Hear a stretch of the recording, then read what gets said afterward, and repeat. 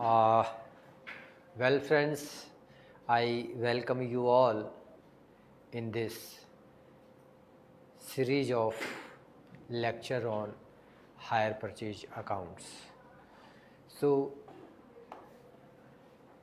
when we discuss about the hire purchase accounts, I have already made it very clear that recording the transaction under hire purchase system is as simple as in case of other accounting system. Simply we have to see that the transactions which are recorded under hire purchase accounts need to be very clear. So here when we discussed about the system of maintaining accounting record related to hire purchase transactions for goods of substantial sales value. So far we have discussed the accounting procedure, the accounting treatment of all those transactions which are of substantial values. But we all know that in practice the goods bearing small values like fridge, television, scooters, etc. are also sold on hire purchase basis. So the retailer often keeps separate records for these transactions and compute the profit on hire purchase business separately.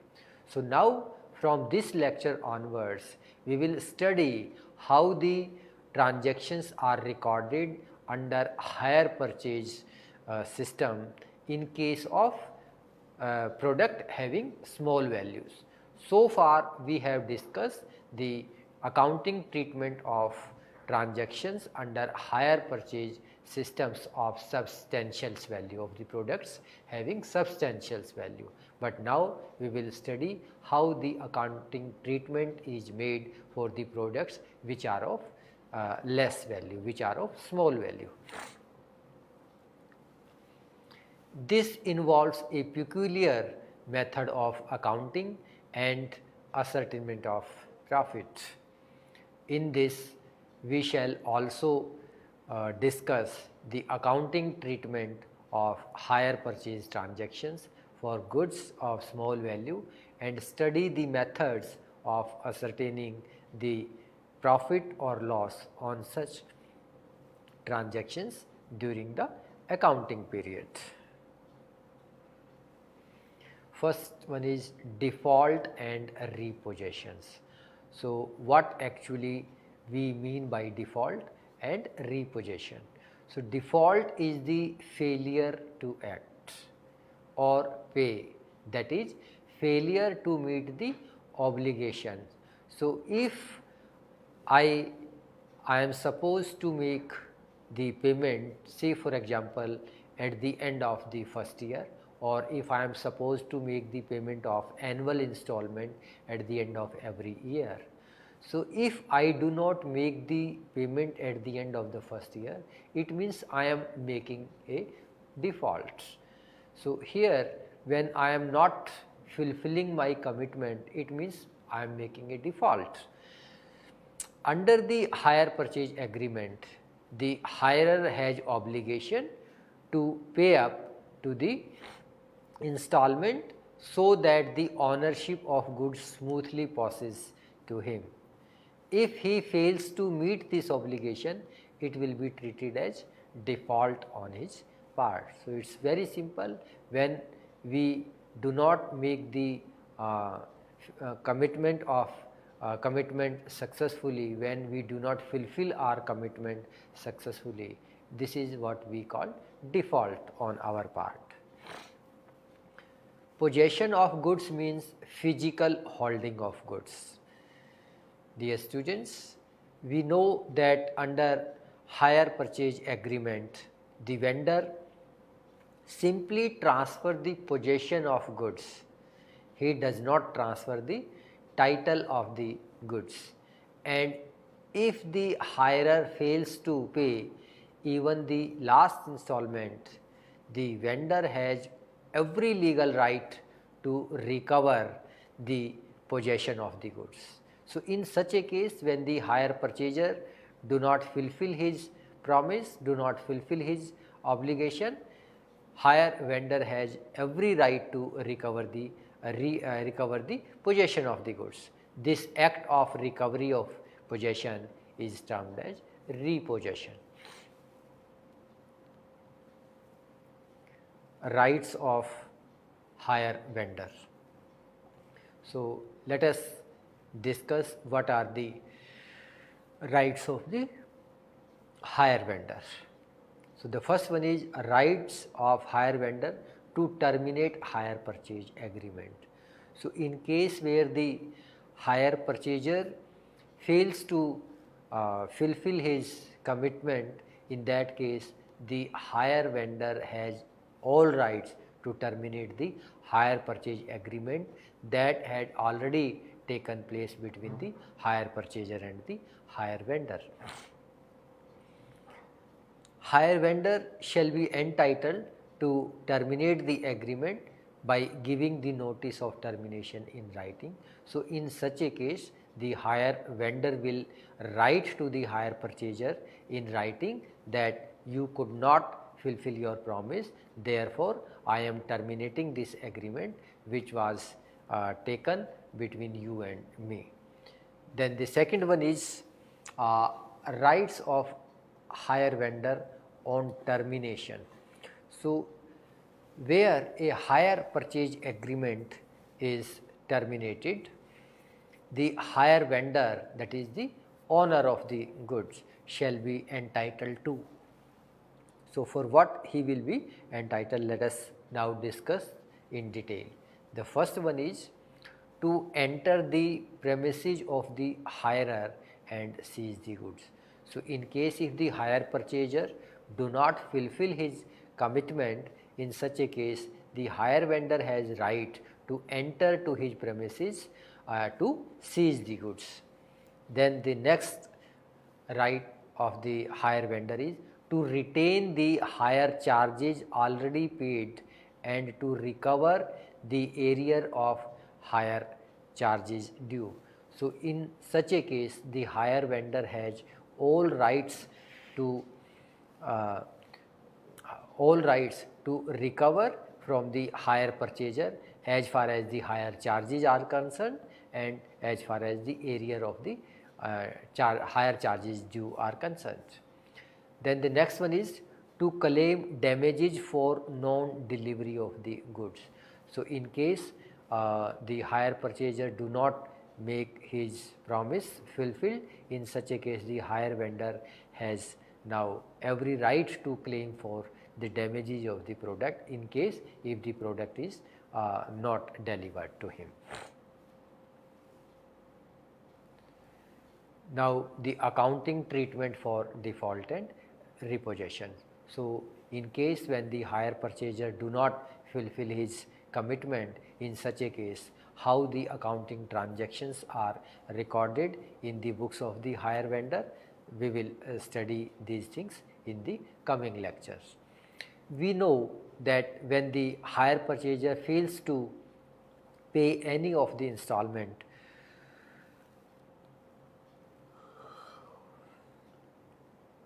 we know that when the hire purchaser fails to pay any of the installment, the hire vendor can take back the possession of the goods.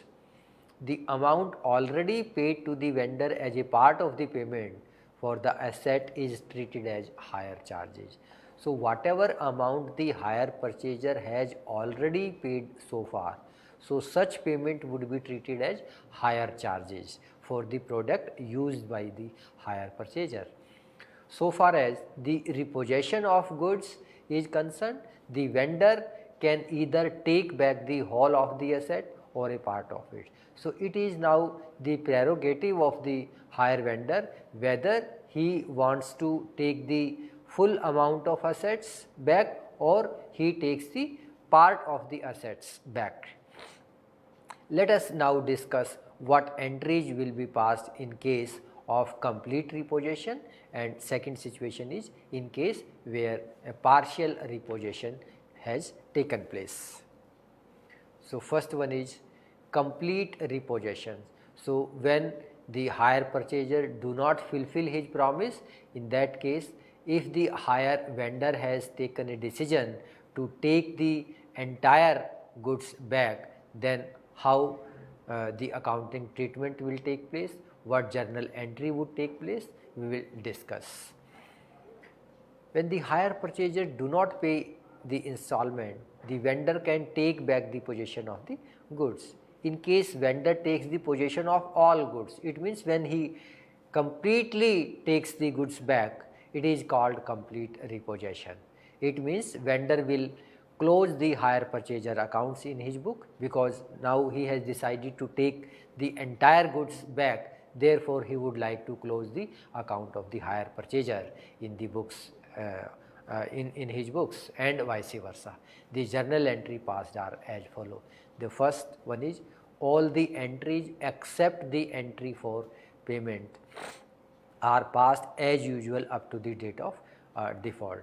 So, up to the date of default, whatever general entries were supposed to be passed in the books of the hire vendor, all entry would be recorded in the same way up to the date of default, except the entry for payment. Now, for closing the accounts of the hire purchaser, so on account of not fulfilling the promise and the hire vendor has taken a decision to take the entire goods back, therefore in the books of the hire vendor would like to close the accounts of the hire purchaser.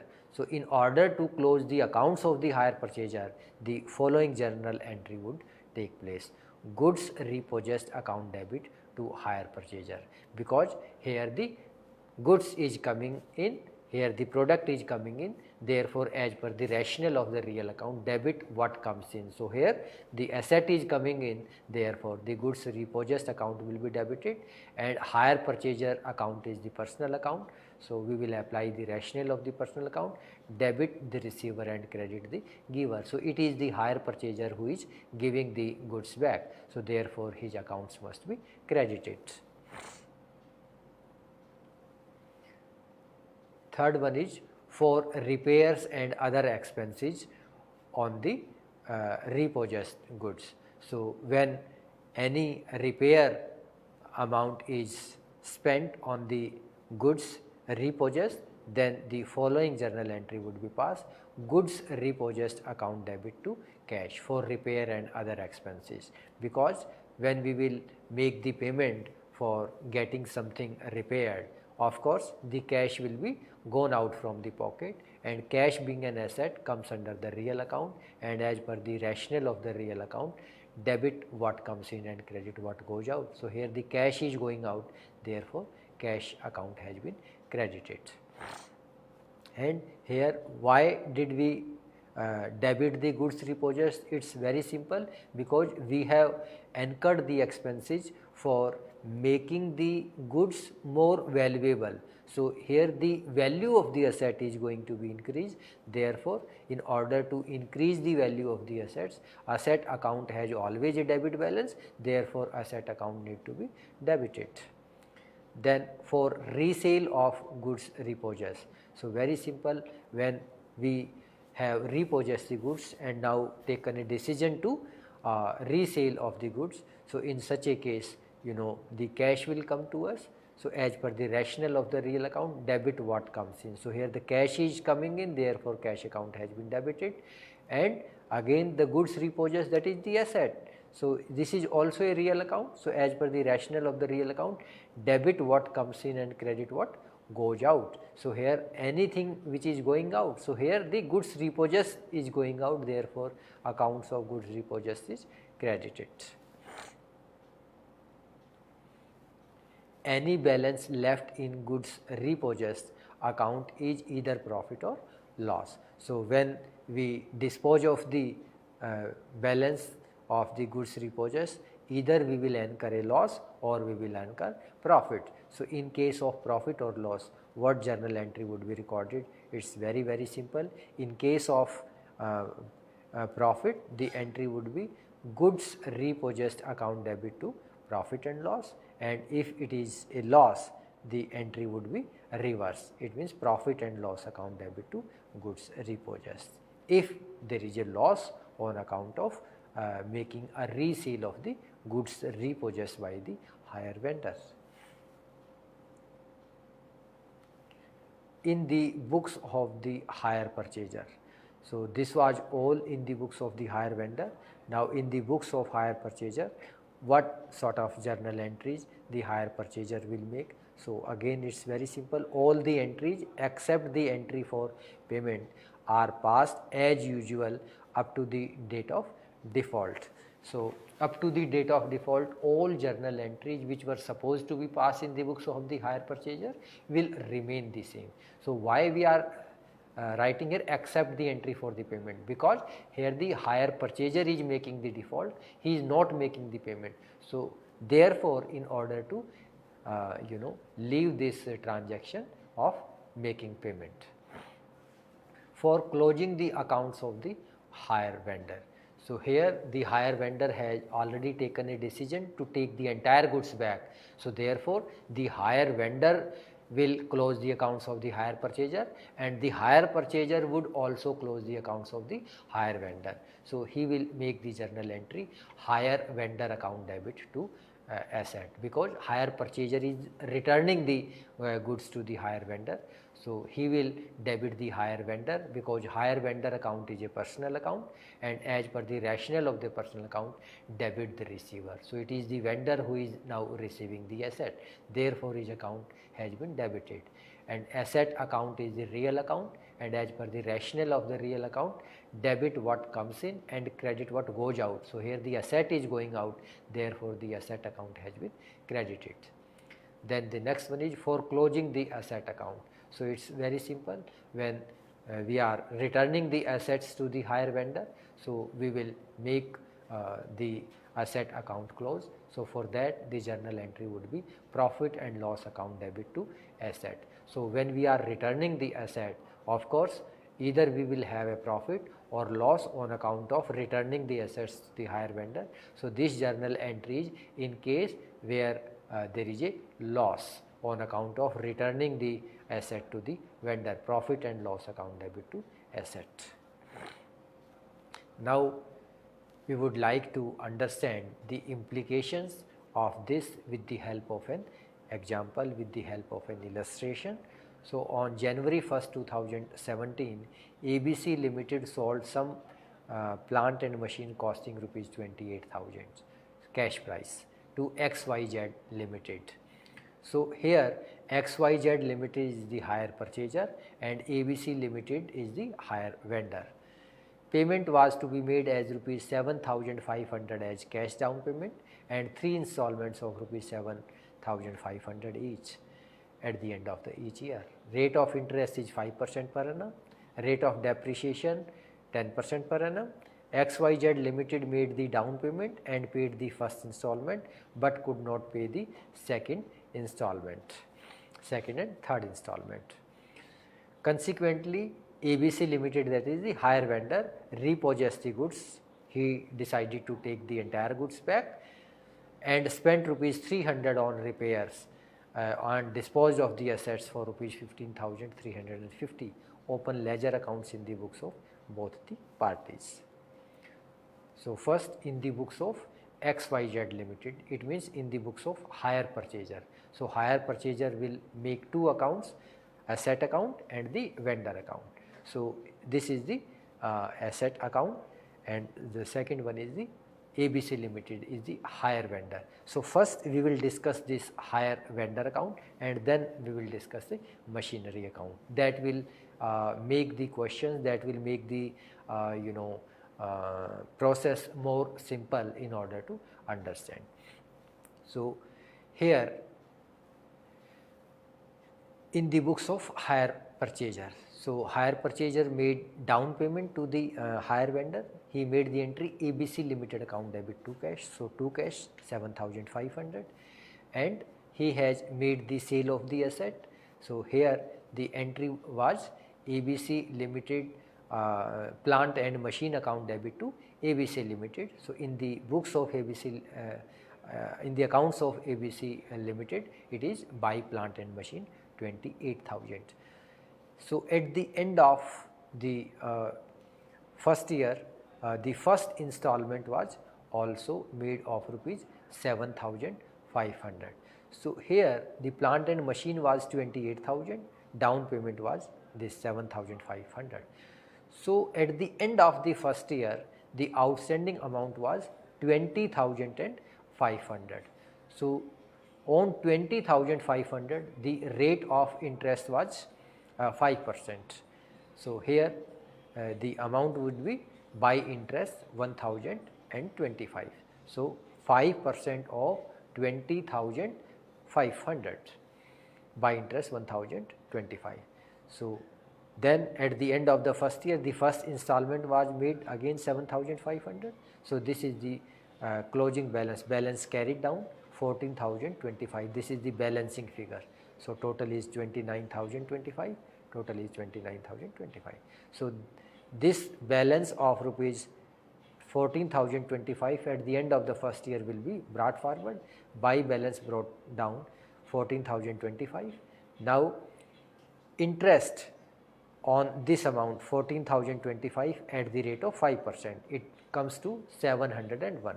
So here by interest 701, total is 14,726, and here the entry in the books of hire purchaser would be ABC Limited account debit to plant and machine 14,726. So this is